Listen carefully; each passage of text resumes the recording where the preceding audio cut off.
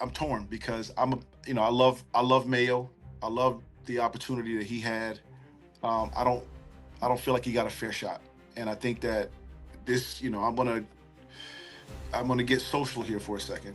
I think that when you are an African American coach, it becomes very tough because you don't want to give the impression that you're contentious and you can't really work with people, like they said about Mark Jackson, like they said about Brian Flores down in Florida.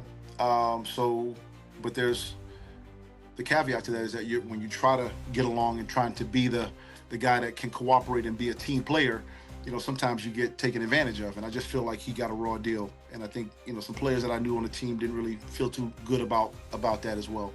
But I don't think that. I don't think that's a. I don't think anyone has necessarily disputed.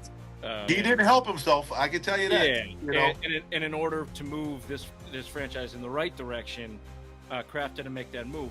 And in this on this show, when you boil it all back, really, the decision that Kraft made, and I know Bill's your boy, but the way that he put this franchise on that directory towards the last couple years of his career here too, they were just in a bad way, and they had to Yeah, make it. no, I think yeah. I think Gerard got railroaded, but he didn't do himself any favors. No, and I think so he definitely didn't do himself any favors, and I think that you have a little bit longer leash and a little bit longer runway when you are not necessarily a coach who, you know, when you're a coach that kind of is part of that fits kind of the system and is part of the club, if you will. So it's hard to break into that fraternity, but I think he's gonna hopefully coach again somewhere someday.